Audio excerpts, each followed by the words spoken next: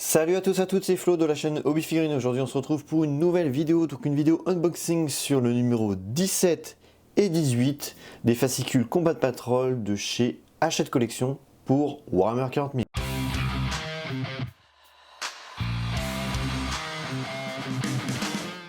Aujourd'hui vidéo doublon, on va faire le numéro 17 et le numéro 18, alors c'est exactement la même chose en termes de figurines qu'on avait déjà vu dans l'épisode 7 et dans l'épisode 8, donc je vais tout réunir dans cette vidéo pour juste vous présenter les fascicules parce que les figurines c'est exactement les mêmes, donc ce sont bien sûr les fameux Thermagants et l'annuaire vorace qui est fourni par le biais de ces deux fascicules. Donc inutile de vous montrer le visuel, les grappes, etc. C'est la même chose. Là, on va se consacrer à 100% sur les fascicules. Donc on va commencer déjà par le numéro 17. Donc dans le fascicule numéro 17, nous allons avoir de l'assemblage, de la lecture et du jeu. Donc l'assemblage reprend exactement la même chose que dans l'épisode 7, c'est-à-dire le montage des fameux Thermagants et de la nuée de Vorace. Donc c'est exactement la même chose. Pour la partie lecture, nous allons avoir Vivre dans l'Imperium. Donc ça explique un petit peu bien sûr le mode de vie de l'Imperium. Donc un côté très dark, hein. C'est vraiment un monde qui est vraiment très triste et qui est bien sûr un univers sans joie, je dirais. Parce que c'est très chaotique et c'est rempli de terreur, je trouve, personnellement. Donc c'est pas un univers que j'aimerais vivre, hein. Autant il me fascine, mais il me fait pas du tout envie. Ensuite, on va avoir la partie 2, ici, donc la suite de ce qu'on a vu derrière. Ici, Mourir dans l'Imperium. Donc pareil, encore quelque chose d'assez joyeux, hein. Donc là, c'est pour les cerveau-crânes, donc il y a un petit peu de texte. Donc les cerveau-crânes, ce sont des cerveaux mécanisés qui sont très utiles dans l'Imperium, donc ils ont des tâches à faire pour bien sûr sous le compte de l'Imperium. Ici la technologie liée justement à cette mort. On peut très bien être à moitié mort et à moitié serviteur d'une machine. Ici on va voir le chapitre de la première fondation, donc là en illustration nous allons avoir les Dark Angels, donc cette fameuse armée bien spécifique de Space Marines Dark Angel, vêtus de vert, donc un très beau chapitre. Ici on va avoir du coup tous les premiers codex fondateurs, donc les Dark Angel, les White Scars, les Space Wolf, les Imperial Fist, donc mes préférés. Si vous jouez Black Templar, c'est suite à la division du chapitre Imperial Fist par Roboute Guilliman, le fait qu'il ait modifié le codex Astartes pour qu'il soit beaucoup moins voué à pencher dans le culte du chaos, et le fait que ça soit pas une légion entière mais plutôt une demi-légion qui puisse au pire des cas être traître et du coup plus facile à détruire qu'une légion complète. Les Blue Angels, les Iron Hands, les Ultramarines, donc Roboute et Guilliman, c'est le primarque des Ultramarines, Salamanders et Ravengard. Donc des codex d'armée vraiment très intéressants. Ensuite, la lecture, l'adaptation des flottes ruches, Léviathan et Behemoth. Donc c'est un petit peu de texte sur ces deux flottes ruches, mais Léviathan, c'est mon coup de cœur. Je trouve que le schéma de couleur est vraiment classe. Là, ici, on en a d'autres. Donc vous voyez, vous avez des exemples de schémas de couleurs possibles pour peindre vos armées. Vous avez les Hydra, donc qui ressemblent clairement au culte de Genestealers, les Chronos, les Kraken, très sympa aussi, moi j'aime beaucoup ce schéma de couleur, et les Jormungandr. Alors désolé pour ma prononciation. Ensuite on continue alors avec de la fiction, donc là c'est du texte fiction sur l'industrie meurtrière de l'univers de Warhammer 40 000, avec la deuxième partie ici. En jeu, nous allons avoir les bases, donc on continue avec cette fois-ci les points de commandement et stratagème. Donc à Warhammer 40 000, on peut utiliser des points de commandement et des stratagèmes pour se relancer des dés, avoir des bonus, etc., etc. Donc là, ça met un petit exemple. Ici, le scénario 13, cible prioritaire. Donc on va avoir l'archiviste contre le psychophage, donc deux figurines qu'on a eues dans les précédents fascicules. Alors celui d'avant, c'était la peinture, mais c'est dans les autres fascicules encore avant. Donc ces deux figurines-là, sur ce petit théâtre d'opération, avec un petit scénario bien sympa. Et puis après, les fameux renforts qui vont arriver. Donc voilà, c'est toujours sympa.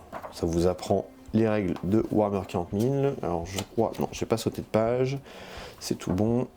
Hop, et on finit bien sûr comme d'habitude avec Victoire Space Marines ou Victoire Tyrannide. Et d'autres factions vont arriver dans les prochains numéros. Alors on a encore un numéro ou deux avec bien sûr des Space Marines et des Tyrannides, mais après on va avoir l'entrée en jeu des Aeldari, donc les Eldar, et des Space Marines du Chaos. Donc j'ai surtout hâte pour avoir ces fameuses figurines Eldari qui me font grave envie. Donc ça va être un pur bonheur.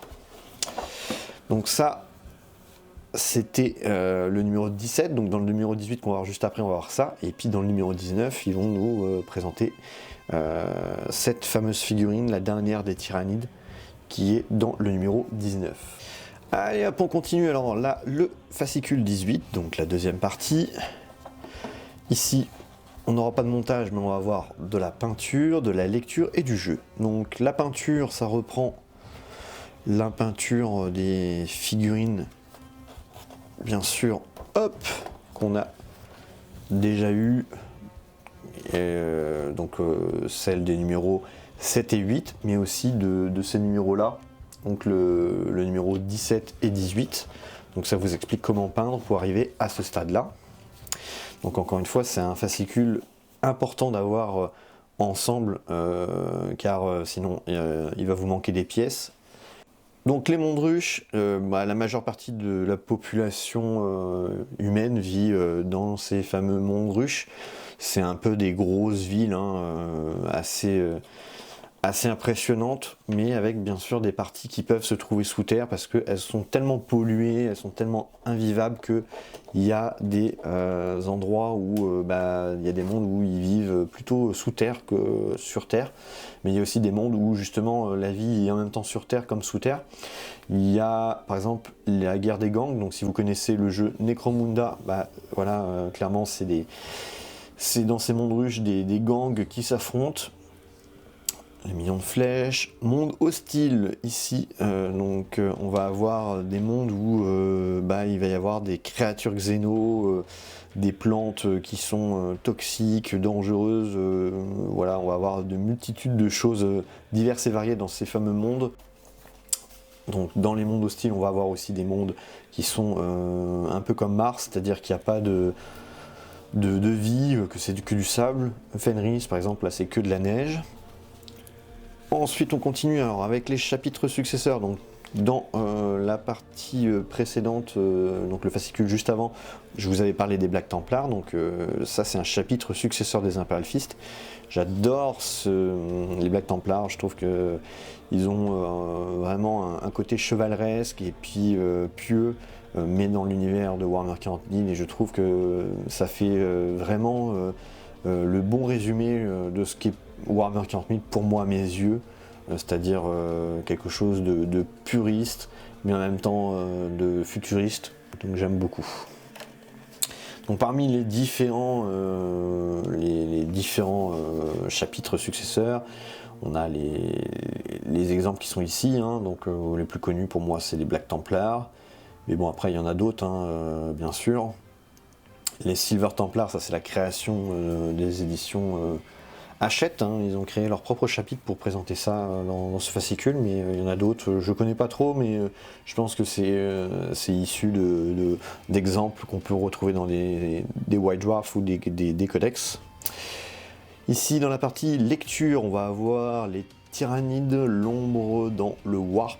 Donc les Tyrannides utilisent le Warp bien sûr pour se projeter dans les mondes invoquer l'Imperium pour aller dévaster les planètes, etc. Alors je connais pas tout le fluff, mais bon, le warp, enfin les tyrannides, voilà, ils traversent le warp pour atterrir dans la galaxie où vit l'humanité. Ici, on va avoir la partie jeu, aptitude des fiches techniques. Donc encore une fois, de l'apprentissage avec un petit scénario sympa, chasse aux monstres. Hop. Donc on va avoir ici le capitaine en armure Terminator avec le primate tyrannide.